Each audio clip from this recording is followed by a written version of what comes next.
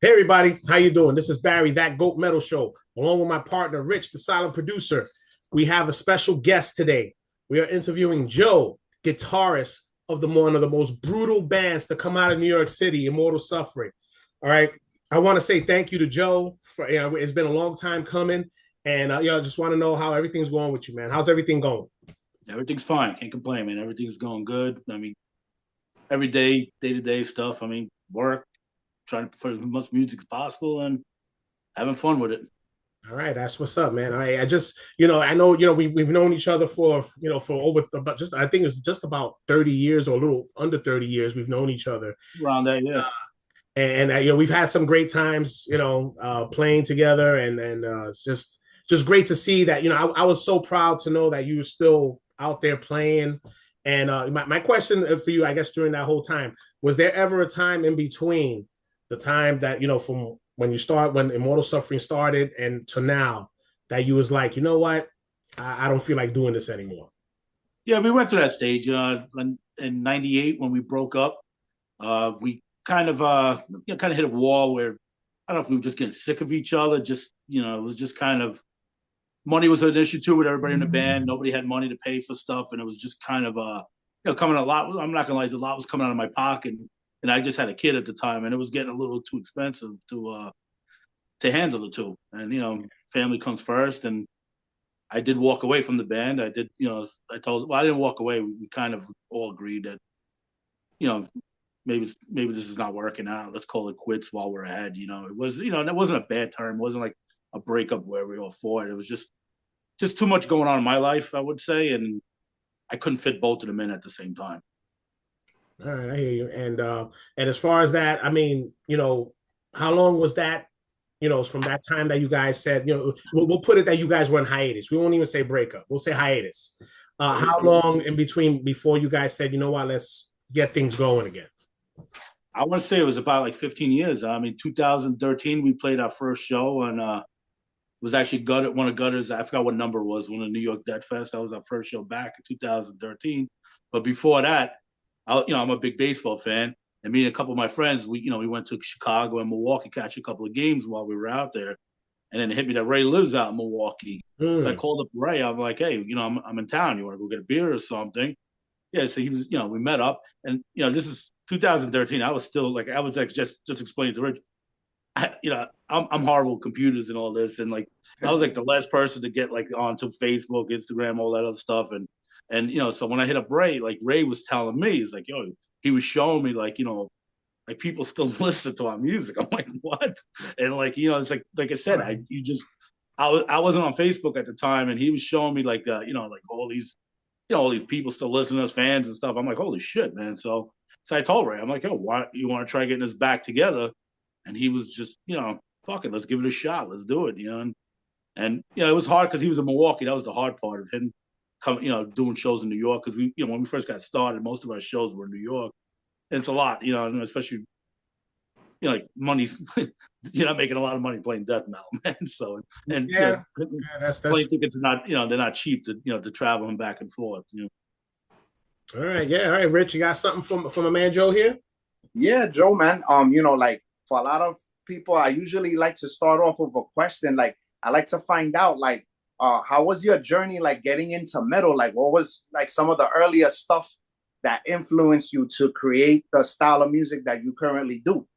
Well, I remember in high school, I was big with like thrash, like Slayer, Creator, Metallica, stuff, the big bands, whatever.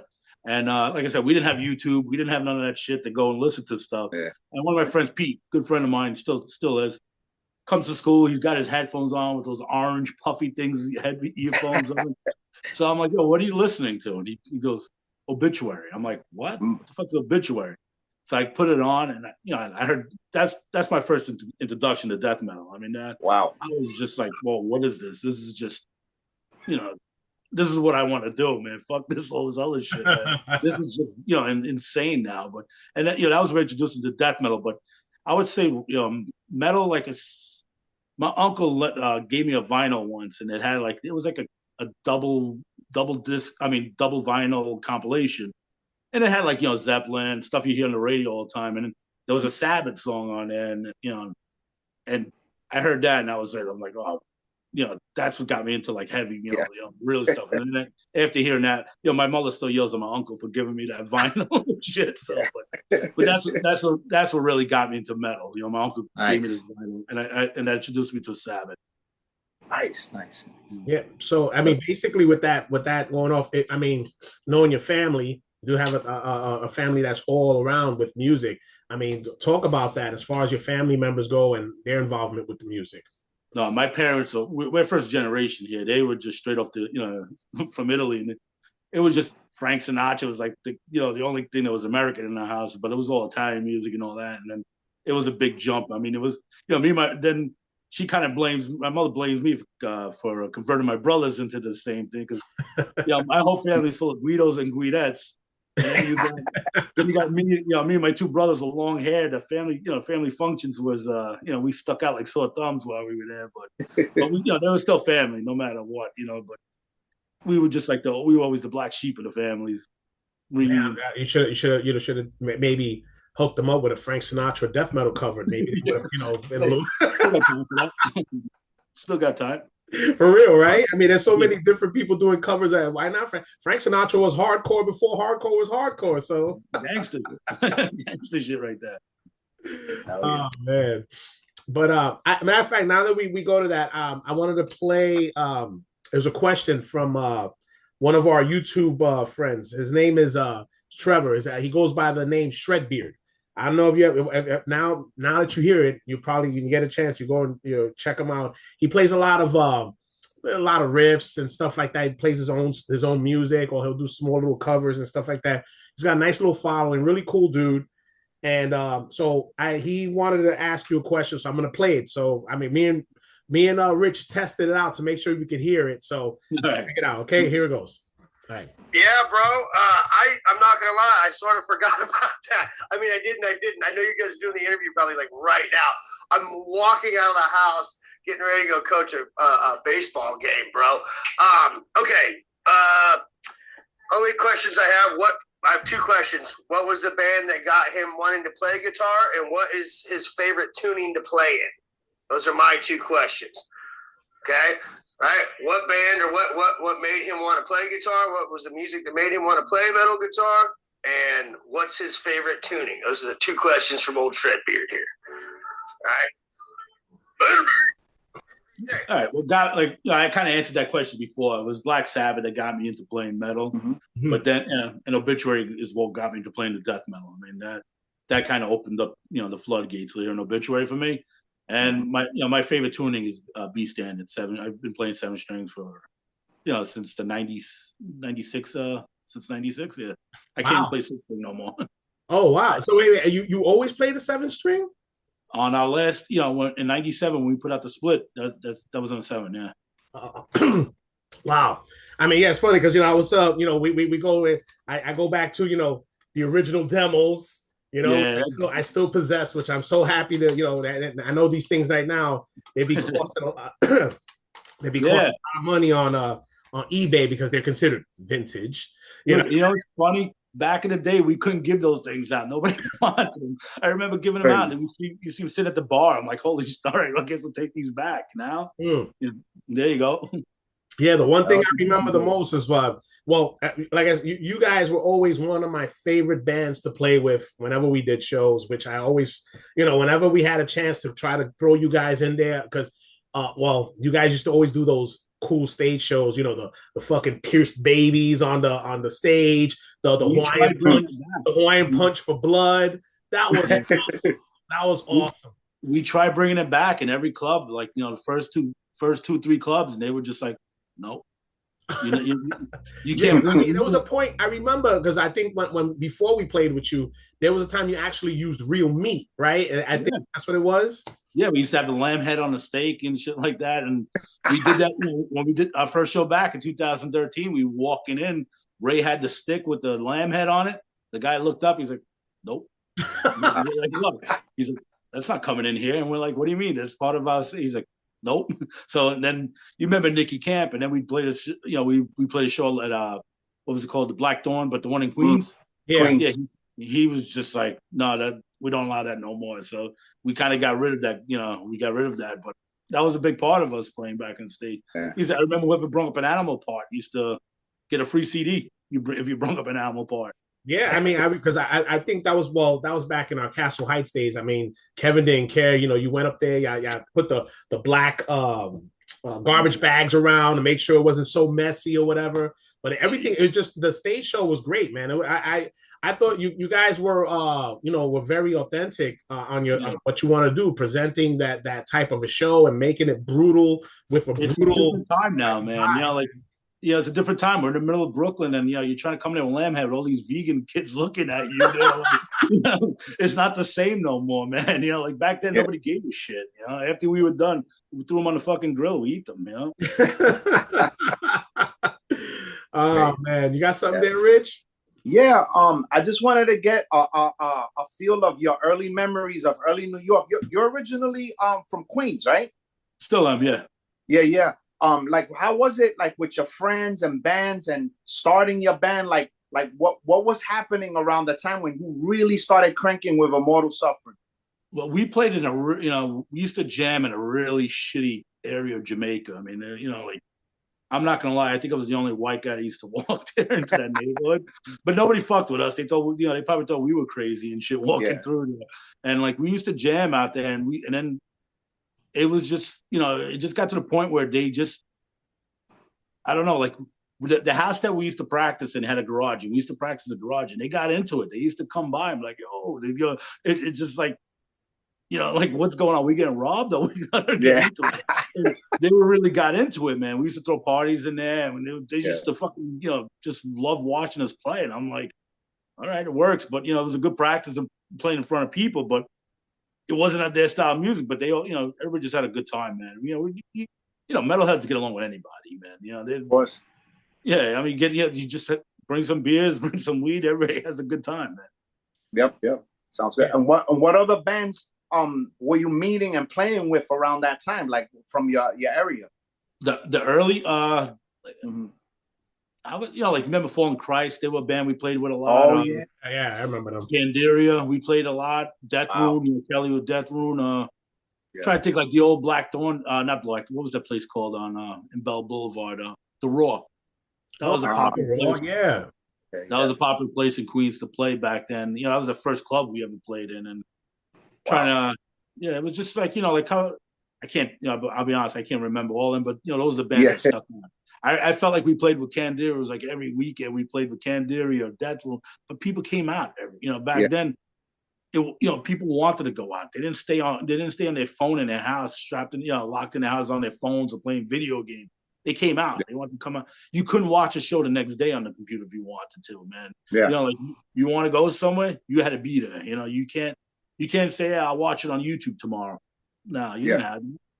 Yeah, I think that's one of the things I think we missed from that time, where it was you wanted the experience, you had to go out for the experience. Where now people are like, whoa, so who played it? Okay, yeah, it'll be up on YouTube. Oh yeah, that looked like it was good. And it's like it kind of like kills the vibe. I mean, I give Rich a lot of credit, man. I haven't really been getting a chance to go out and go to shows like I used to, but Rich still goes, man. He's very loyal. Yeah, I see him. He still goes on there, and I give him, look, if it wasn't for him, I wouldn't have a lot of footage to put on this channel. To be honest with you, man, he's been great. But you know what's bad? We grew up at a time where you had to meet people to be your friends. It wasn't just click, we're friends now. Add a friend. Like you had to go out. Like how many years I've known you? I've known you because we went out and we met. 25 years, man. Yeah, we met in person. We didn't meet over the fucking clicking a button and say we're friends now and shit like that. I mean, it was. And to hear people's music, you would have to physically get it from them on tape or recording. Yeah. Then you had to walk at the end of the show. You had to walk around with that piece of paper and try to get everybody's address. So you that's right. And everybody would give me these fake addresses and shit like that. Everything used to be turned back to send. I'm like, you fucking pricks. Oh man, and from back then, I mean, is there any show from whether it be if we played together or not from that time that you could say that's one show that's very memorable to you, that you could say this was the show that I could always sit back and like think about, that it was one of the greatest shows from that time? that you can remember? I'm not gonna lie, but man, almost every show at Castle Heights was like that back in the day, man. Yes, it was. I mean, you remember how it was. I mean, you went there, you didn't have to worry about dragging people there. There were people there every time you went there. I mean, it was a time when people wanted to go out, wanted to come out and hang out, like, or you sit in your house and you fucking jerk off and watch, TV all day, like, no, you had to get out of the house, man, and meet people and shit like that, Yeah. And the thing about Castle Heights was that they were very diverse with their booking. You would get death metal, grindcore, hardcore bands, and even bigger bands and smaller bands would all play together. Yeah. I mean, how many times we played with Restraint and Sworn Enemy back in the day? I mean, it was just like nobody cared. Everybody just wanted to be out and have wanted to hear some fucking heavy music. That's what it was. Yeah, man, that was always a good time, man. I mean, and that was one thing I gave Castle Heights was the fact that they were like Rich said, very diverse in their booking. They always had a different taste for everybody, and the fact that which I enjoyed what Kevin did whenever he had like a big band playing, he hooked up us to say, hey, look, I got Cryptopsy and Dying Fetus or whatever, and he hooked us up to play these shows. Nobody at the time too. And I think that's good because you got some clubs that you could be a fucking guy playing a club every week, and then if the promoter gets a really big band, they're like, nah, no. He made sure that the people who was always loyal to him had a chance to play those shows, which I thought was cool. Yeah, that is true. Yeah, man. Because I mean, thinking back with that, I just thought about when I mentioned it before about how before that time genres weren't really mixing. If it was just death metal, it was death metal. If it was punk, hardcore for hardcore, whatever. And then I think when it got to that time in that I'd say early to mid 90s, that's when everything, all of us started, you would have a show where you had a mixture of everything and people were blending in together really nice because you didn't really, it seemed kind of foreign to maybe some of the older heads that would go to some of these shows to see let's say you guys opening up for a big hardcore band, let's say, but it is still, people would still enjoy it, and I think that was one of the best things about that time. And I'll be honest too, that time, I mean, my opinion, the best music was written at that time. The band, it had like the best hardcore bands, it had the best death metal bands, but it was just such a good time to, the music was just so, it was the best time for that type of music. I mean, all those bands that that people paying so much money to see now, we saw for nothing playing in small clubs. Now, that's right. Yeah, and there were a lot of venues that no longer exist in New York. Like you could go to almost any borough and see a show almost every other weekend. Yeah, I remember. My brother brung Hatebreed to a bar right up the block from us, and all they wanted was a case of beer, man. I'm like, wow. We saw Hatebreed play in a bar, man. Like now, try seeing Hatebreed in an arena somewhere. Yeah. I mean, the one thing I'll do, I will give, and I've said this before too. That's the same thing. Hatebreed. The one thing I'll give them respect on is that when they do play shows, at least they'll still try to have the local bands that are in that area to open up their shows, which I think is cool. I mean, I think they got to be one of the only few bands that still do that from like our time. I think small venues and stuff, and remember the way it was to play shows. I think that's cool, and I wish a lot of bands did that, man. At least to keep the I know that some people like to gatekeep the underground and stuff and want to keep it underground, but sometimes you want to have that little exposure. To have that band that's like, oh shit, there's a band that's been playing in this area for 3 or 4 years, but don't really get the exposure they need. And then they open up for an act like Hatebreed. Now people from around the world start to feel, oh shit, man, there's nothing wrong with that. I don't think there's anything wrong with that, but some people, whatever. But I think it's cool. But I agree with that. Yeah, absolutely. Absolutely. I mean, let's we talk about from our time.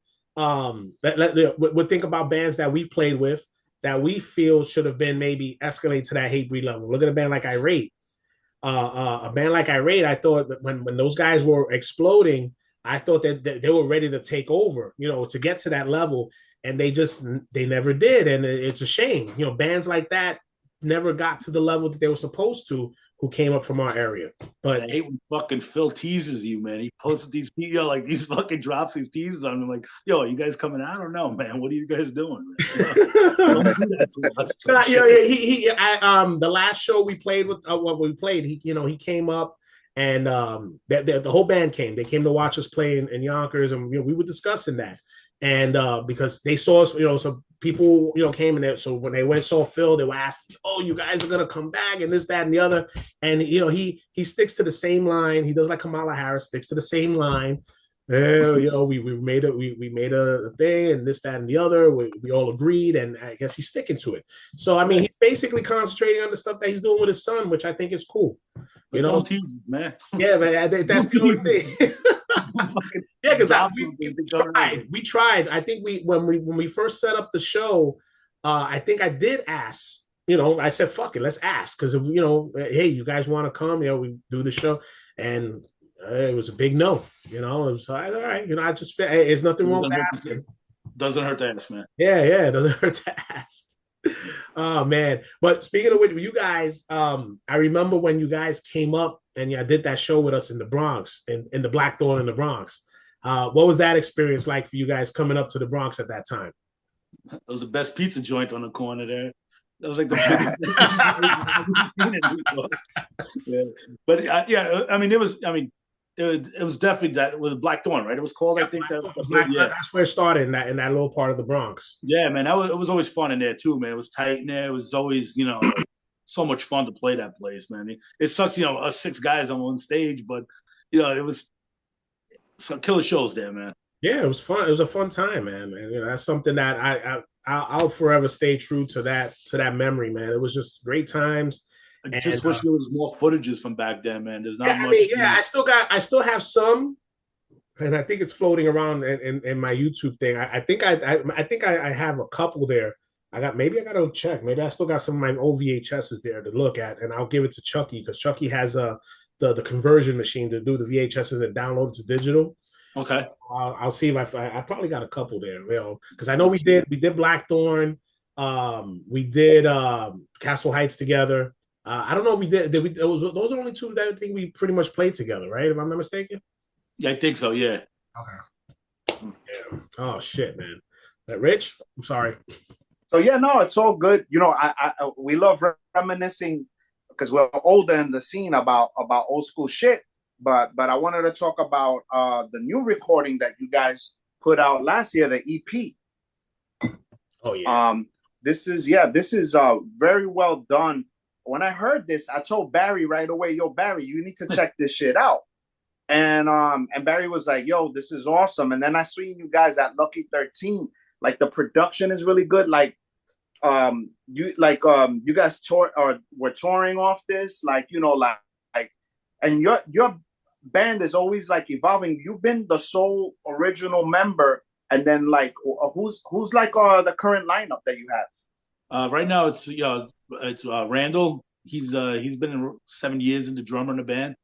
Then it's been Taylor. He's been in for I want to say 3 years, 3 or 2 years. Everything's a blur. And then we just got a new singer, Ryan. Oh, yeah, right. You guys switched. Yeah, nice, yeah. Nice. How many? Because like I said, you are the sole original member of the band. As far as some of the the guys from the past, do you guys still keep in touch, or is there like any is there? The only person is really Rudy. He's the only guy who kind of took it the wrong. I guess he's the only one who holds a grudge against me, and there's a lie he doesn't know about this, but whatever it is, I'm not here to talk bad about him. I don't hold grudges. He wants to call me. My phone, he's got my number. He can call me, but I don't want to get into that part. But everybody else, you have Leo. We still hang out with Leo all the time, and nice. Still told you. Ralph kind of fell off the face of the planet. He kind of got married, and not in a bad way. He got married, took it. He has his own family thing, and I was the last time I seen him was at his wedding, and that was, but not really, no bad grudges with anybody in the band besides Rudy. But. So now thinking about would there ever be a like one of those Castle Height lineups one day? Go to Memphis to play with you guys. That would be cool. Yeah, dude, I'm definitely down to do something. That would be so. That would be so nice, man. I'm sure Kevin would probably try to get something going. That would be Yeah, fun. well, Kevin does Lucky 13 now, and that's kind of our, that's like our home turf right there. I mean, Oh, okay, okay. Hmm. Yeah, man, we we gotta. could Yeah, definitely set something up. Talking about that, what are some of the current bands like in the scene like that are maybe like younger or upcoming that you're into, that you feel like represents the current scene in New York? New bands, I'm bad with new bands. I'm not gonna lie, man. Yeah. I joke, they even the guys in my band, they joke around with me. They're like, I just, but the joke is my iPod stopped at 99. Like, but I mean, we played with a lot of great bands. It's definitely so much more intense to music now, and it's just I can't keep up with them. There's just too many now that are coming out now, and it's hard to keep up. I mean, we played, everybody knows that band Stabbing. They're a good band that kind of took everybody by surprise, and I don't know.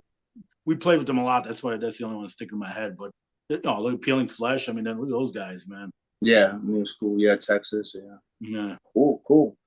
And then as far as that, with that being said, I mean, not to go and bash any of the newer sounding bands and stuff, because we're all old school guys, and sometimes we're just gonna stick to what our sound was back then. But are you more in tune with some of the stuff that's going on now, or do you still prefer maybe more of the older style? I still love the older style, man. It's gotta, I feel like it's gotta have melody. It's gotta have, you can't just be blasting, 5 minutes straight. I can't. To me, it's cool. I mean, don't get me wrong. It's it's amazing. It's insane, but it's not for me, man. I need you got to slow down for me a little bit. I need changes. I need breakdowns. I need a melody. I need something that's gonna stick in my head after I'm done listening to this. Absolutely, something that just draws your attention that that you could go back to. I mean, I'm one that I could always go back to. In your album Asylum, Murder Suicide, that breakdown in between, dun, dun, dun, dun. It's like you want to destroy shit. Every time I hear, I'm in my car, I blast it. I'm sure you've seen one of my little videos that I put up. Yeah, I can't get enough of that fucking song, man. I can't. The whole the song, the video, everything about that fucking song just always it doesn't get old. It doesn't get old, and it just makes me want. Every time I hear it, I'm just already like I'm into it. I'm not gonna turn it off. I'm just gonna blast it. Thank you, man. Appreciate that. Yeah, definitely, bro. Look, man. I'm always gonna stick to something that sounds great, and I'm gonna push it. I mean, look, Trevor, the guy who asked you the question, I introduced him to you guys. So when I said, hey, yo, you gotta check these guys out. And the minute he heard a couple of songs, he ordered the CD, and he's been a fan ever since. He's even ordered the reissues you did of Images of Horror. He went and he bought that one too. He's all Immortal Suffering now. He did the same thing. Yeah, he did the same thing when I introduced him to Sub-Zero. He's out in California, Northern California. So I introduced him to a couple of bands, and he loved. I haven't heard that name in a long time, man. Sub-Zero. Yeah, man. I haven't heard that in a long time, dude. I'm still all about that 1993 demo, man. I can't. To me, I tell people all the time, because they got all they record. I mean, it's just something about that fucking demo, the way it was produced. I can't. It's like I'm not saying nothing bad about the band, the way they did their other productions. The rawness of it. But that demo was amazing. And that's what a lot of these bands, like today, that's what's missing, that raw sound. Everything is so computered, compressed, and all that, and it just. It takes away from the music, man. It just like you need the human element of music. It's pretty much disappearing. Where it is, they change everything on you while you're in the studio. Like, yo, what the fuck wrong with that? Like I like that little fucking noise I made there by accident. Yeah, and speaking of which, it's funny because you say that and Rich knows this how I feel about this. I want to ask you: are you pro or negative on triggers on the drums? Well, yeah, I mean, I like him. I mean, I'm not gonna lie. I don't like when everything's triggered. I just like the kick drums because it does add a lot. Because I mean, our drummer right now, when he first joined the band, he wasn't playing with triggers, and he was so against them. And then when he finally got them, I'm like, that sounds pretty good, man. You know, like they punch, it comes through. If it's done right.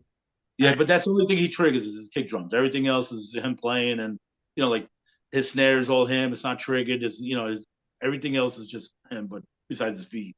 Yeah, because I have this I don't know, that's just me, I guess, me being a 50-year-old man. When I go to a live show and I hear the drums going in and I hear the clicking sound, like the clicking sound overdoes the whole everything else.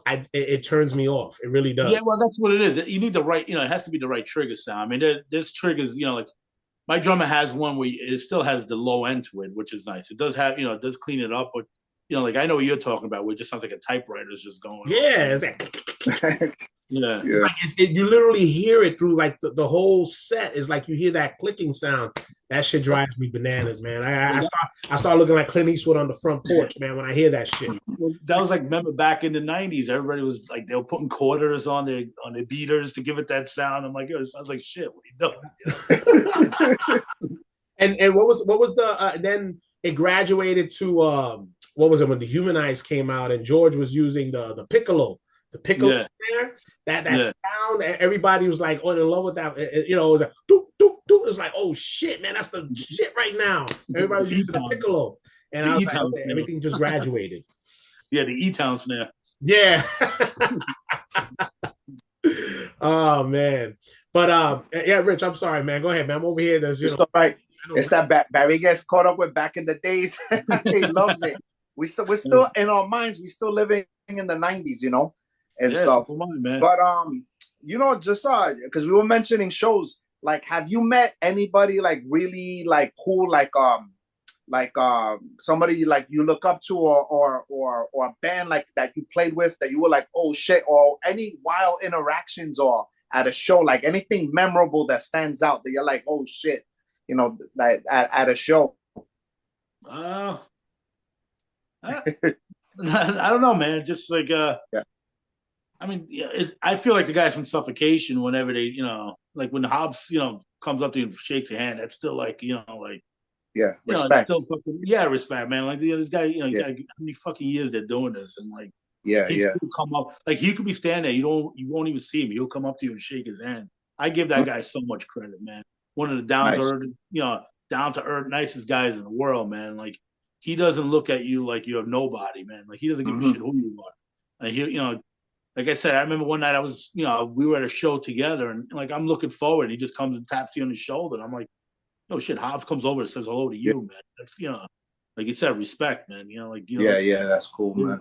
Because you guys played so many like shows. I know I caught you guys at Maryland Death Fest. I caught you at Las Vegas Death Fest, and we didn't play Maryland. Oh no, you didn't. No, we were supposed to, but we couldn't make it. Oh, okay, so then I'm mixing it up. You definitely did Las Vegas Death Fest. Yeah, we did Las Vegas. Yeah, I remember seeing you guys out there. And then the Spiral, I remember other places, but I know that you guys got this big show coming up next Saturday, November the 9th, the Mutilated Records Fest. And that's a pretty big bill because you got Lavidity, Regurgitation, the Power Violence band Bandit. There's some bands there from Colombia, a nice mix. So that's your next big upcoming fest in the city, right? It's funny because we're actually playing pretty early in that show, which is, kind of, I understand, like, but Dave from Lavidity, we never played a show together, which is weird after all these years. So we're like, it'd be sick if we play a show together. And this is the only reason, like, we originally wasn't supposed to be on this show, but, us and Dave said, we got to play one show together before, before both of our two old asses fucking call it quits. Yeah. And Regurgitation doesn't play that much either. And, we played with them in Chicago, man. Fucking unbelievable, man. Damn. I'm looking forward to that. I'll be there next week. It's nice, man. Yeah. It's early, man. Don't forget, that's the only thing that sucks about that place. Yeah. What's the last band? What time do they play? I think they kick you out of here by 10:30, man. Oh wow. Well, I think that's pretty much been the theme now with a lot of these clubs, isn't it? I Yeah. mean, a lot of them just maybe 11 o'clock. I joke around in the '90s. We used to leave our house at 10, and now You're leave right. home at that time and shit. Yeah, You know? I still remember playing at 2:30 in the morning in the Continental. Yeah. It's like I remember the limelight. I remember seeing the fucking light coming in through the fucking stained glass. I'm like, yo, what the fuck is that? That's right. I remember walking into the Ritz at 10 p.m. for a show. The shit wouldn't end till like 2 or 3. Yeah. The sun used to be out when you used to walk out. Yeah, man. I mean, is that something that as far as we talk about the past and stuff. I mean, is that something you do miss the way it used to be, where we used to have a variety of places to go to and stuff like that compared to the way it is now? Yeah, I do miss that. I mean, I just like both ways. I mean, I'm not gonna lie, I'm not a kid no more, so sometimes getting home at 11 o'clock is not too good. Especially when you work the next day, But it's just like I just miss like not caring what time it was, man. Nobody carried.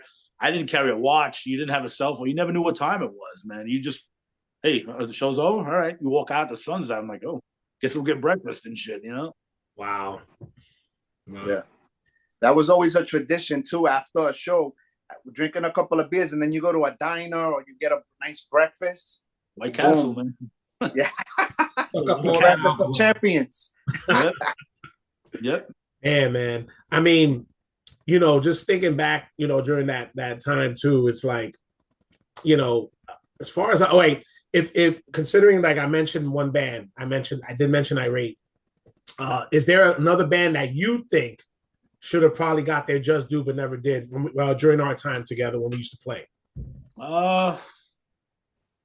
I think Dehumanized, man. Mm-hmm. Yeah, they would, they were a great band. I mean, and another band, Repudiation. I mean, I thought they should have. Wow. Yep. Mm-hmm. I mean, they were ahead of their time. I mean, I felt like they were, I know they came up with the same time with that Long Island death metal sound, but I think they took it to a different level, man. I still talk to Rich, their old singer, all the time. And I keep telling him, man, like, that was, probably one of the sickest shit I heard back in the day, man. Yeah. I never got that demo, but I know recently it got reissued on vinyl, and I just got it and I listened to it, and I was like, wow, you have to put your mind for that time. That was really ahead, man. Yeah. Brutal. Rest in peace, Matt, man. But he wrote some sick shit back then, man. Yeah. Yeah, man. It's just a shame, certain bands, where, for what we were all into and stuff. I mean, the one band I think I mentioned enough times in interviews and in videos that I still like, I think that if I keep mentioning them, they'll come back, but I think they will. Ripping Corpse. That was a band that I still say is like one of the most, under like that band never got their just due the way I felt they should. They had their own style, their own sound. The way the music blended, I felt like that was a band that should have been up there with the death metal greats, from that early time. And they played enough great shows. I mean, me and Rich saw them play enough times, and they always kicked ass every time we saw them because they had that unique sound. And I just said, damn, those are bands like that is like lost to the wind. I mean, Ripping Corpse, Gutted. That was another band that they did one fucking great album and then disappeared. Oh yeah. I mean, like where it's like you try to sometimes picture them. If they came back today, like what an impact it would make, because so many people don't, probably never even heard of these guys, And you know what I've been noticing too, that a lot of people, younger kids, have been getting the cassettes and ripping them and putting them like on YouTube. And those bands are now getting more exposure, and younger people want that old school sound. That's why they're kind of like mimicking that old school 90s style, That's awesome, bro.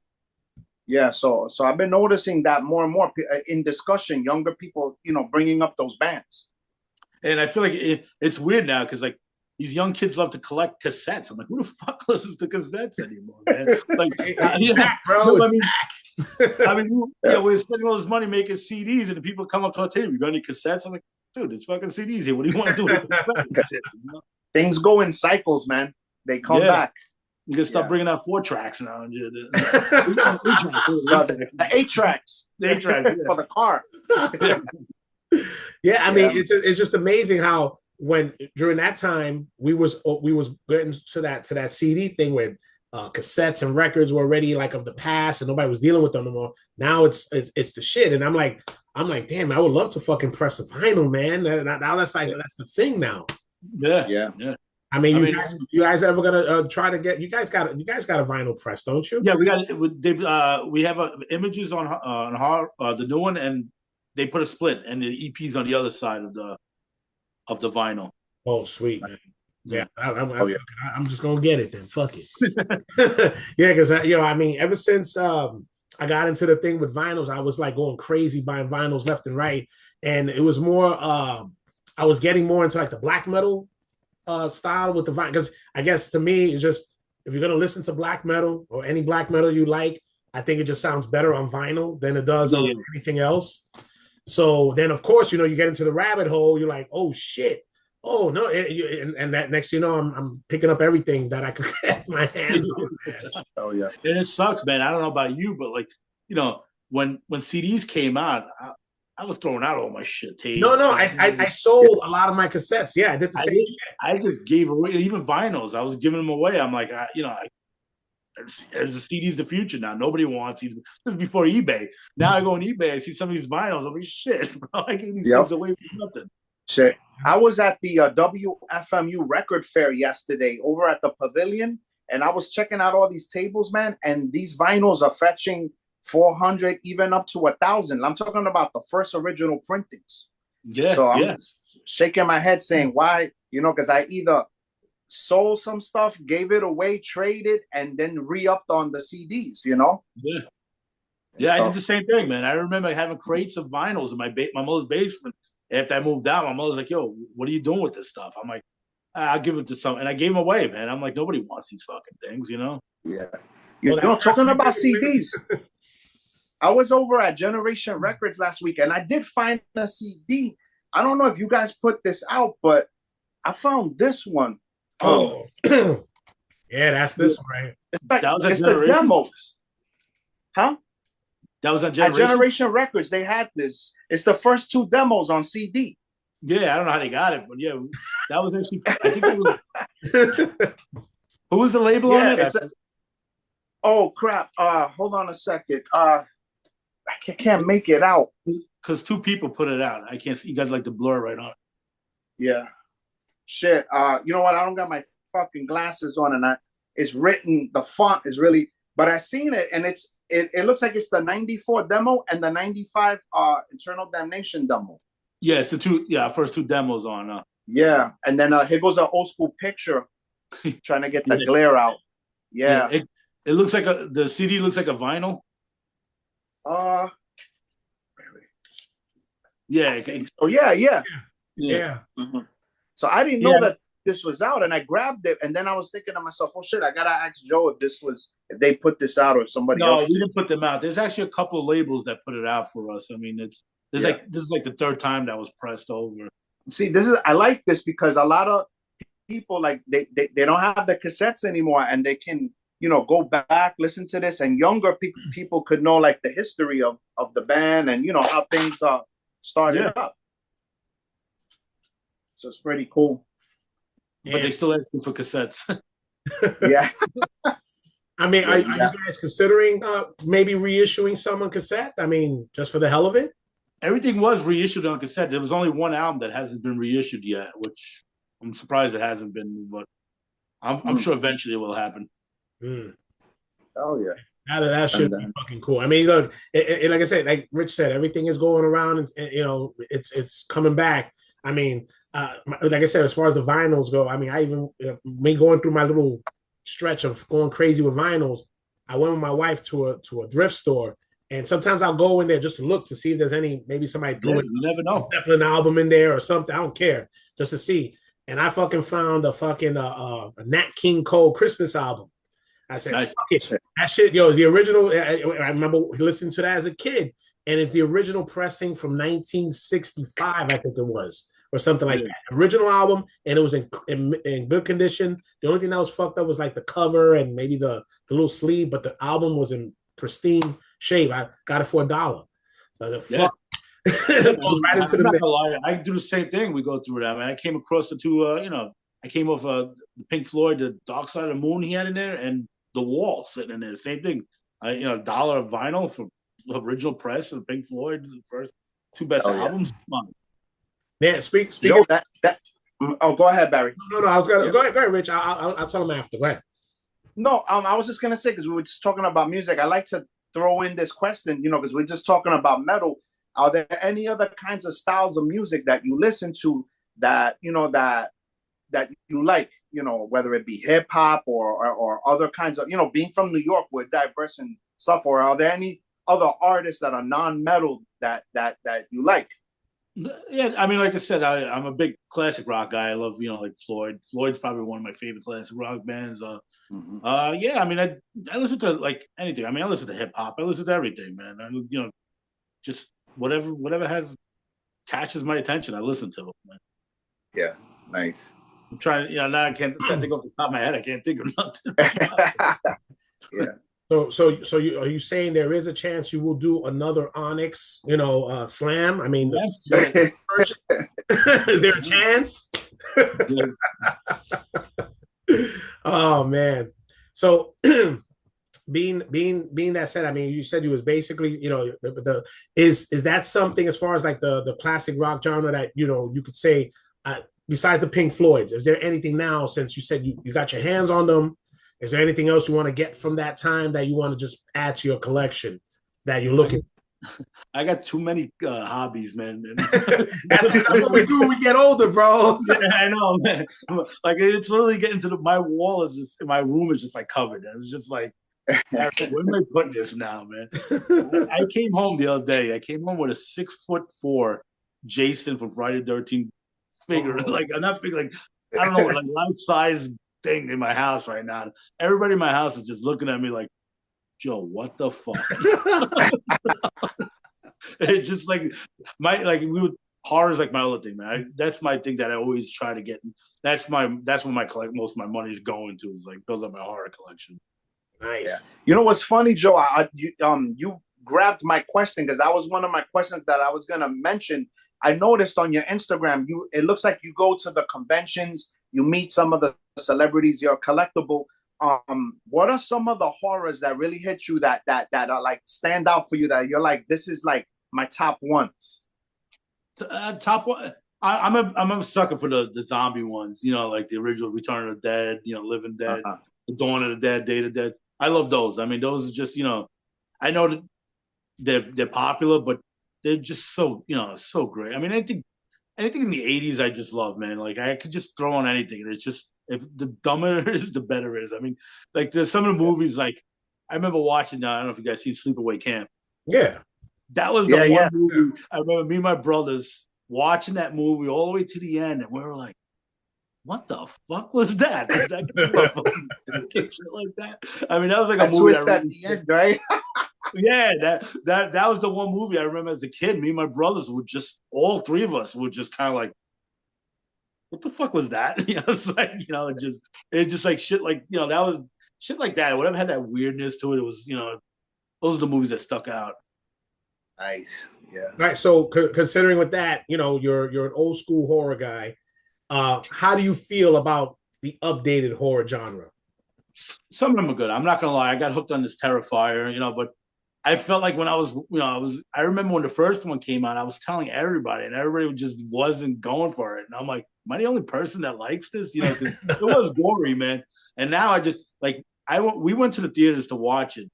It was just me and like 3 other people in there. Just, me, and like now we went to go see part 3. We were sitting in there like sardines. I'm like, what the hell happened? Wow. We went there the first time we went. It was just, just 3 people in there. Now it's like, we can't even fucking spread your arms out now, Yeah. So it was the #1 movie that week in America. Yeah. It knocked Joker out. Yeah. So it says a lot about horror, like people want that, the old school hardcore stuff.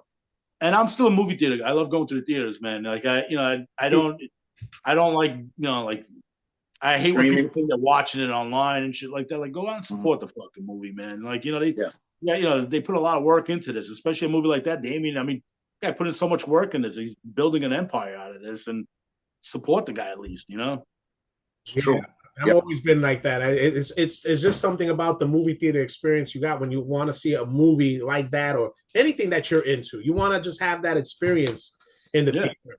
And some people like, oh, but why you spend all that money? I said, look, man, I get it. I know. I mean, it's not like before, movie theaters are a little bit more pricey than they used to be because, of course, you got to go in there. You still got to get your popcorn and all that. And you got the deal days. Yeah, they got the deal days. Tuesdays by us, half price by us on Tuesdays. or going there with the thing with the fried chicken inside the bag. A couple of beer bottles clinging in. 40s in our pockets. Yeah. Ways to make it go around it. Oh man, but yeah, I'm still with that. It could be whatever theater. I mean, me and my wife, we like to go to the theater up here in Yonkers, the Alamo. One of those. They serve you food type places, so we enjoy that experience as well. I think there's an Alamo out is it in Brooklyn and Queens, right? Yeah, there's one in Brooklyn.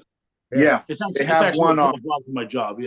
Yeah. So it's a good experience. It's if you're going for that, to get that experience is a great experience, especially if it's a movie you want to see and enjoy, and get it. I mean, why not? But some people are just watch it at home. I watch it on. No, man, it's not the same, man. No, man. Yeah. You want to hear it. You want to feel it. You want to have reactions from the people around you. The atmosphere is dark, and stuff. But I really did enjoy Terrifier 3. Yeah. I mean, by the theaters by us, they every month they put like an old movie back in there. We'll go watch it, man. Just to see the movies, like felt like a kid going to see them as a kid. It doesn't all have to be horror, man, but like anything old that you didn't see, or that'd be great to see in the theaters again, man. We go out and like I said, we try to go once a week, to the theaters. At least we try. Yeah. I mean, they got well, I know we that's it next week. So this week actually, I think it's coming up. The 50th anniversary of Texas Chainsaw Massacre is supposed to be out. So I just saw that in the theaters, man, with the cast. Oh yeah, wow. Man, that's my favorite movie of all time, man. That is my favorite movie. I mean, that's crazy that you said that because I feel the same way. That's one of the first VHSs that I saw, and it's just it for that time. It was 1974. It was so gritty and crazy. I love that character, Leatherface. Yeah. That was the year I was born too. That's why I love it so much, I guess. The year of greatness, 1974. That's right. Nice. But that movie, like when we played, we did a tour in Texas last year, and between I forgot where it was in Texas, but the actual gas station where that beginning scene happens, where they turned that into a barbecue place. Man, we went there, and I felt like it was just like. Man, I'm standing here where fucking, one of the greatest fucking movies ever made was, this is where it all started, the beginning scene. And, the food, who gives a shit about the food, but it was just like, I couldn't like just walk around. I took like a million, like that whole run. I might have took like 5 pictures, but I have like 500 pictures of that fucking place and shit like that. Man, you probably got a lot of like collectibles and things, right? Like from Texas Chainsaw t-shirts or figures or something. Yeah, my favorite autograph and picture was meeting Gunner before he passed away, man. Like, so that was, wow. So I got to meet him before he passed away. So that was, I almost met Marilyn too.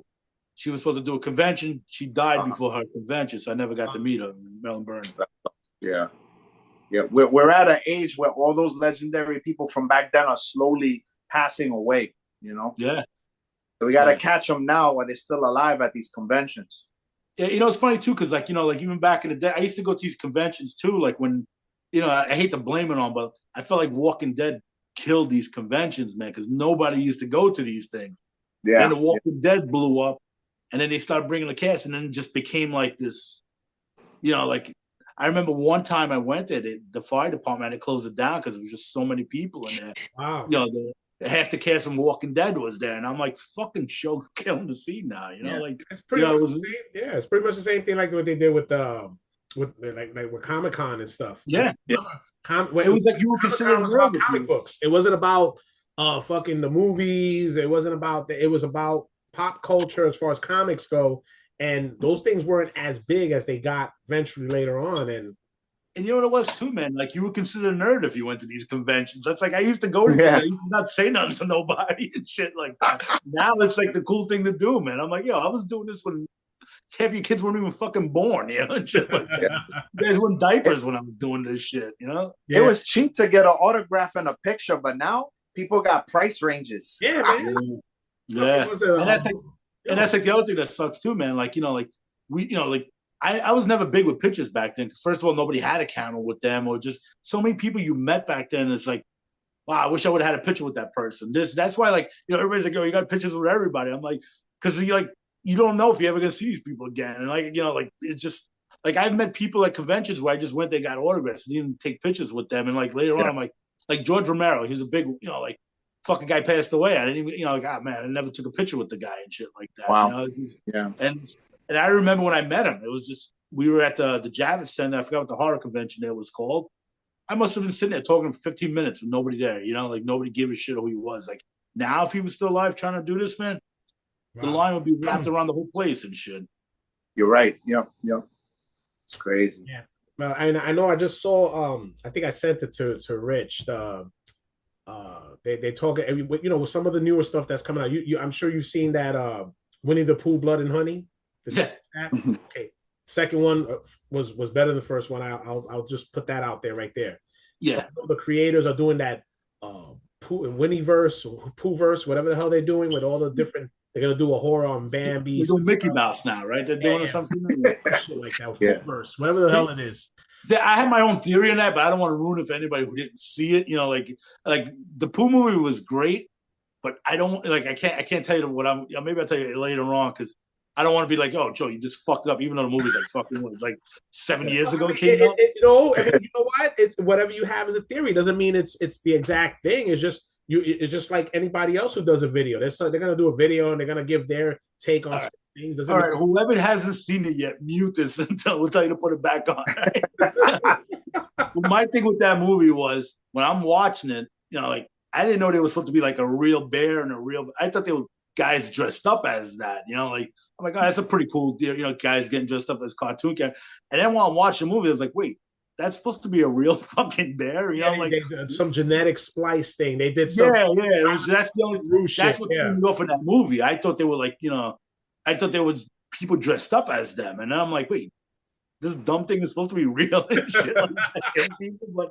But like I said, the scenes look sick. I mean, great kill scenes and shit, but the story was just crazy, man. Yeah, I mean, you know, and that's what I tell people. You know, when people say about certain horror movies, like somebody was debating with me about Terrifier, and I said, dude, do you really care about the fucking story, or did you really care about how he killed these people? That's all I care about. It's just like you watch an action movie. Do you care what the story is, or how much shit gets blown up and people getting shot? That's all I want.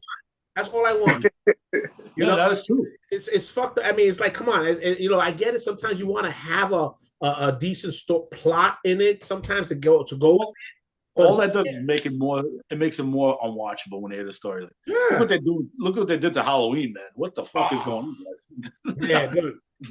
You know, that thing. You know, man, that's a debate that could go on forever, man. With Halloween, the last three they did with the whole, you know, they basically took the story and changed everything around, which I didn't care. Honestly, people, I said, look, I didn't care. I just wanted to see who he killed, how he did it. The first one was okay. That second one was then the third one was complete garbage. I was like, what did they do? Like, why? They should have just never touched it to begin with, man. It's like, you know, they these people. What happened is they buy the IPs, and then what happens is they got to make money off it once they buy it. I did the same shit with Exorcist. They did that recent one they did was like, oh my god. It means, look, it wasn't bad for the effects they did on the movie. I was like, okay, it wasn't bad, but the how many times can they remake the story? How many times can they remake it, man? You know, like, come on. What's going to be different from one Exorcist to the next? It's the same shit over and over again. Yeah, man. You know, just look. I say it like this. Usually when it comes to movies like that, and I say this all the time. If it's a movie about Satan, it's usually good. I don't care. Just give me Satan, give me demons, give me shit blowing up, people getting ripped up or whatever. I'm good with that. Eyes looking all fucked up and whatever. But The Exorcist, we already had a storyline with The Exorcist, which was okay. And then this fucking movie company bought the IP, and they did some new shit to it, which was like, okay, like what the fuck are you doing? You know, and they have to, and then it's funny because they say that people talking about says, yo, why do you even buy the IP if you're gonna fuck it up? That's true. Oh well, we can go into geek mode if we want right now. We're not talking about the MCU too. I can't stand the fucking Rob Zombie ones, man. Those Halloweens. I think I didn't mind. You know what's funny? You say that the first one I actually did not mind because of the kill. The first one was okay. The second one I didn't really like. The second one was garbage. I just didn't like he went from he kind of looks like a normal fucking guy to like a wrestler. And he's lifting up cars now. I'm like, bro, when did Michael Myers stop picking up cars and shit? That's when it just kind of got fucking stupid, man. Now that you say that, it's funny you say that. Me and my wife on Halloween, we were together. We watched some stuff, and we were watching the original. We sat down and said, let's watch the original. So we started watching the original. So, it's like I hadn't sat down and watched the original in a few years. We sat down, so we're looking at it. And, you already know the story that he killed his sister. And he was 10 years old when he did it, right? He was supposedly 10, right? 10 years old. He killed his sister, 10, 11 years old. Then they stick him into the asylum, right? So he's there for 15 years in the asylum, right? How the fuck did this crazy ass kid who killed his sister broke out of the asylum, knocked that nurse out or whatever, took the nurse out of the car and decided to learn how to drive? Where the fuck did he learn how to drive? From when he was taken to the asylum 10 years later, he became an ultimate driver. Started stalking people, like I was like, me and my wife were just bugging out with that. That's the part where we don't add the story to it, man. Just go along with it. Yeah, it's just it's just now when you get older and then you start looking at things and you start like, I didn't even realize that the movie. Well, we already know the movie wasn't filmed in Illinois. That's a fact. The movie was in California, right? But it was supposed to be based in Illinois. So we're watching the movie again and we're looking at, when Laurie and all of them are walking through the neighborhood. And I'm like, yo, this is the end of October, right? So, yo, that fucking lawn looks real green. Like, what the fuck? I mean, isn't it supposed to in Illinois? And it's supposed to be like all fucked up. Where's the fucking leaves? And then every once in a while, it's funny. You'll see like where Loomis was standing and some leaves will just get thrown or whatever. Yeah. There's some palm trees in the background. That old man that just started nitpicking this movie like that, man. I couldn't believe it. Yeah, or you see a palm tree in the background. Yo! Yeah, but of course, when you watch the movie back then, you don't even think about none of that shit. You're just into it and just focused. But then you watch it enough times, man. I mean, come on, man. I mean, over the years, you could say I've watched the movie over 25, 30, 40 times already. And then now it's like we were just sitting there and was like, hey, wait a minute. Isn't it fall? Yo, that grass looks green. Yeah, that's true, man. But like you said, we watched it, and that was weird. That was a movie, there was no kill scenes in it, and it was such a great movie. Yeah, it was what was it? He killed. But you don't see nothing.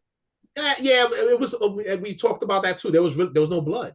There was no blood. The only blood that you saw in that movie, and we thought about it, was when the kid had the fucking blood on the knife when he stabbed his sister. That was it. And when she got stabbed, that she had blood on her. That was it. That was the only blood. I might have to turn on the light here. It's getting a little dark, man. Hold on a second. All right. Oh, good. Yeah. Yeah, man. But yeah, he should have stood in the dark, man. It makes him look more. Oh yeah, a little more. Yeah. Ominous and evil. It could have left you in the dark there, looking all evil and ominous, man. There we go. Like that voice. There's the guys that get caught killing people and they don't put their faces on there. Oh, for real, man. Oh man. Yeah. Speaking of being an old man criticizing, man, how do you feel about our Mets? Oh man, it was a good season. I'm not gonna lie, man. They did make it fun. I mean, it sucks, like we weren't supposed to be there, but it was a fun season. I'm not gonna lie, man. It was fun. I mean, those are some of the craziest games I've ever seen, man. Yeah, it was. It was fantastic, man.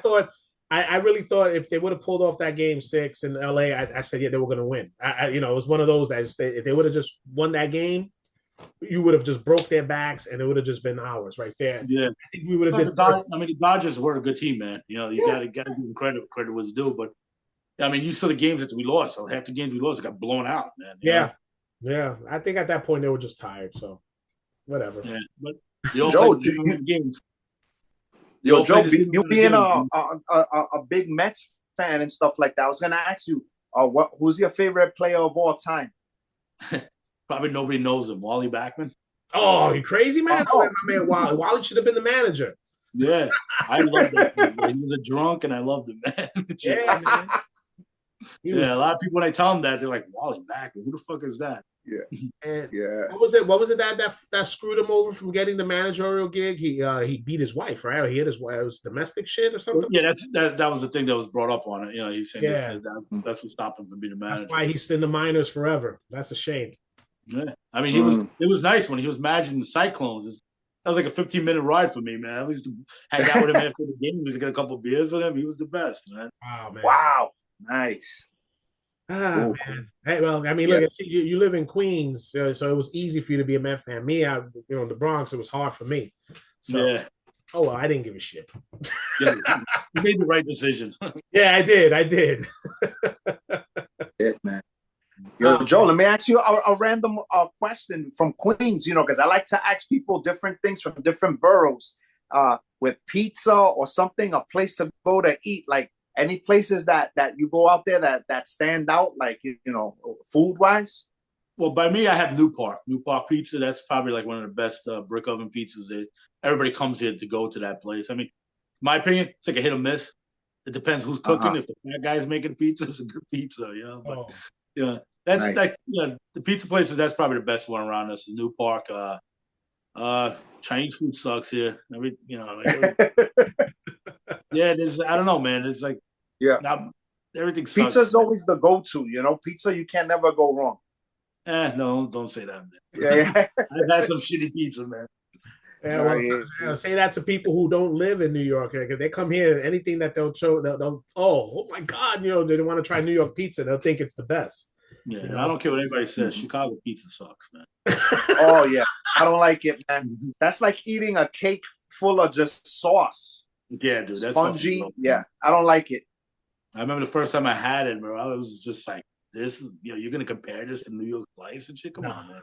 You can't do that. You should say it's just basically a fucking pot pie. That's what that is. Yeah, like a casserole and shit, man. Crazy. So Joe, real quick, man. What considering that we'll get back into the music part of this, all right? You see, we go flow. We start talking about fucking the Mets and horror and shit. If you had an opportunity for your band to open up for one particular band that you was like the one band you would want to open up for, who would it be? Probably Obituary. Oh, okay. What's funny? I thought you guys played with Obituary, to be honest with you. No. Wow. Yeah. Our run was quick, man. Like when we, like everybody thinks we were around for a long time, but we were only around from 90. The first demo was 94, and then 98 we broke up. We were only around for 4 years, man. Wow. We're actually longer. We've been around longer now than we were back in the day. Because it was so from 98 to 2012 or 13. 13, yeah. Well, 2012 we got back together. Yeah, so that's when you guys went back. Okay, so all right, so that's about 14. There was a 14-year gap. Yeah, 14, 15 years. Yeah. Wow. Man, so Obituary. I mean, there's still a chance, man. I mean, Yeah, I don't know. Like I said, I don't beg to get on shows. I don't. You want us to play, we'll play. I'm not going to beg to play on the show, man. Okay, so it's Obituary. So it's Obituary. So if it was all right, outside of death metal, if there was a band that you could open up, whatever, who could it be? Outside of death metal? Yeah, outside of death metal. Britney Spears, man. But yo, she a nutcase anyway, man. That'll be you'll She'll have the fit right in, man. bro. It's a good blend. She'll fit right in, bro. I could get her to do some growls and shit. Crazy. Oh my goodness, man. Rich, you got something else for my man Joe here? Let me see. I think I went through most of my questions. I think we just hit the 1 hour mark and stuff. I just I always like to get the info out. So people who are discovering the band, you have Bandcamp, you have Instagram, Facebook, is there anything that you want to like promote? Maybe upcoming things, besides that big show next week? Yeah, we're going to Europe next year for the first time, which is man, yo, congrats, bro. That's awesome. Yeah, That's awesome. We're supposed to be doing a 10-day run in Europe, and it's like I hate to bring this past, but that was like a lot of things that kind of which sucks, like because we were offered a couple times, but due to members who couldn't leave the country, I got told, and this is now it's like it sucks. I have to wait 50 years to do this, but I'm finally gonna do this now. Oh, that's awesome, bro. Who are you playing with out there? We're playing with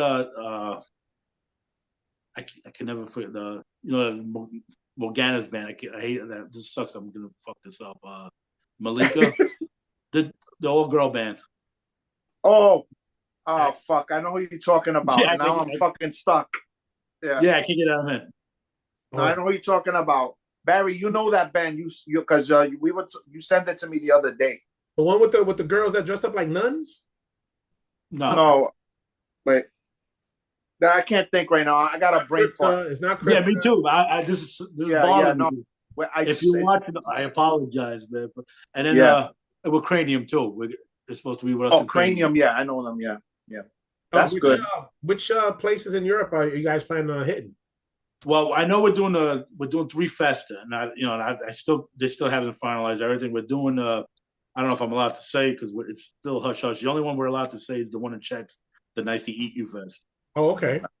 Wow. You don't have to mention the fest. You could just mention the country. Well, I know, and one's in Switzerland and one's in Netherlands. Okay. Wow. So that's going to be interesting. You're going to be able to move around, take pictures, meet local metalheads. It's like that's a massive experience for you.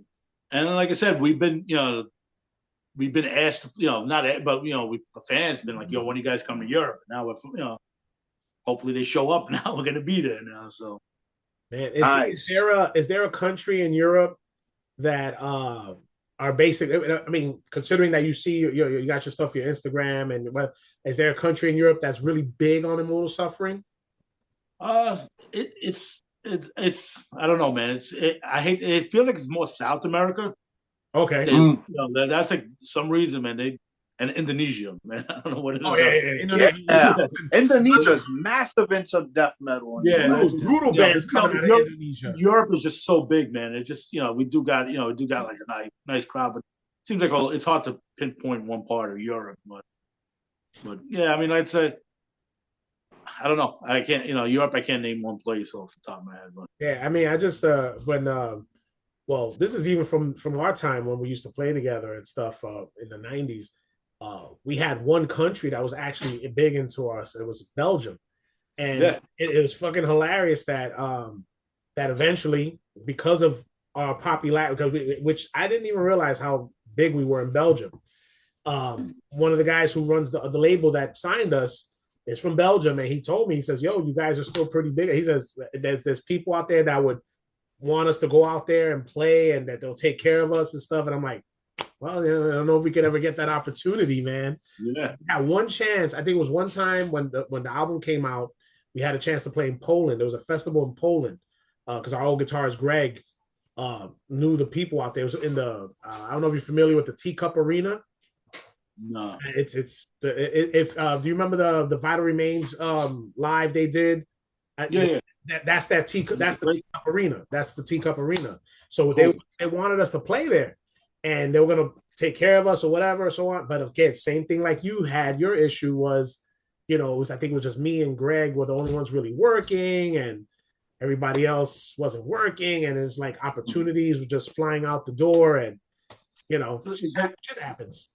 Yeah, everybody thinks being a band is easy, man. It's hard to get 4 or 5 guys all on the same page, man. It's it's like almost impossible, and especially like with me, like everybody in my band is, you know, they're a lot younger than me. We're talking about like 20 years younger than me and shit, you know. And it's just like, you know, it's like, they want to do everything. They want to play every weekend. I'm like, oh my god, those days are over with, man. You know, like, you said that to me and I cringed. I was like, oh my god, like, oh, you guys want, you know, like, I don't want to badmouth our old singer, but he was like that, man. He was just like, yo, I got us a show. I'm like, no. We got us a show. I'm like, no, I'm not, you know, I don't want to sound like a dick, but I'm too old to do this, man. You know, I can't just fucking, you know, like fucking play a fucking bar in Long Island because, you know, kids that, you know, 5 kids that want to be there to see us, you know, and shit like that. Oh, I totally understand that, bro. It's one of those things. It's like, you're at this level where it's like, it's got to be worthwhile. It can't just be worthwhile, but I mean, it's just, if you play every weekend, who's going to come see you every weekend? No, but that's what I mean. It's like it's not something where you're just gonna throw yourself every single time. It's got to be something. You know, look, if you're gonna play this weekend, like the show you got coming up, it's a nice gig. Okay, it's something that's worth, you know, it's gonna be worth our time to do it and to go and get ready for it. I'm not gonna go and play the following week and down the street, because it's like, I mean, as much as I don't mind having fun, I like having fun, you know, but I mean, I understand if you're a new band, you got to do that, man. You got to play whatever show you can. You got to get your name out there. But like I said, you know, like that's what I was always trying to explain to him. Like, all right, if we're playing here, like let's say we're playing, you know, we're playing the Mutilated Fest, and you want to play the week before, the week after, you're gonna be like, yo, I'm just gonna go to the Mutilated Fest and see him with all these other good bands. I'm not gonna come see you with a bunch of local bands and shit. Yeah, you know? Yeah, that makes sense. That makes a lot of sense. All right, so Barry, you wanna wrap this one up? Yeah, dude. Joe, listen, man. Again, I want to thank you for the time, man. I know I was a bit of a pain in the ass with the text messages, so forgive me. Nah, man. Like I said, it's tough. You know, like I said, it's tough when you know how it is, man. You know, shit comes up, man. No, absolutely, and trust me, I wasn't. It's just, you know, hey, it is what it is, man. I would hope that if we try to get something else going, because you know, it's a shame that we didn't get our other guy, Tone Joker, in here with us. I'm sure he would have had some stuff for you. Maybe we'll get something else, you know, pertaining to you guys again, and we can have you on again. I hope that you could do that one day. Sounds good, bro. All right, man. Yeah, man. Thank you for your time, and thank you for all the years that you've put in the music, and you've hung in there, and you've never compromised your style. You always stayed, you know, to that hard underground death metal style, representing New York. So salute to you, man. Absolutely. Thanks, brother. Yo, thanks for having me, man. This was fun. Yeah. All right. Thank you. Yeah. So, guys, I'll see you next week, man, at the Mutilated Fest, November 9th. Yeah, I'm gonna come down to the what was that place called we playing again? Diablo. Was it Diablo? Conca del Diablo. Diablo, yeah. Remind me, man, because I forget, man. Just remind me. No problem. I definitely. All right, brothers, man. All right, so guys, thanks a lot for watching. This is Barry, Rich, sound producer. Got Joe from Mortal Suffering. Please make sure you guys check out his stuff on Bandcamp, Instagram, Facebook, and they got their show coming up next week. Where again? At the Meadows, Brooklyn. The Meadows, Brooklyn. Right? If you guys are in New York, go and check them out, man. Let them know that Goat Metal Show sent you. All right? Thanks, bro. All right, guys. Appreciate it, man, guys. All right. Take care. Good night. Goat Metal Show. Stay brutal.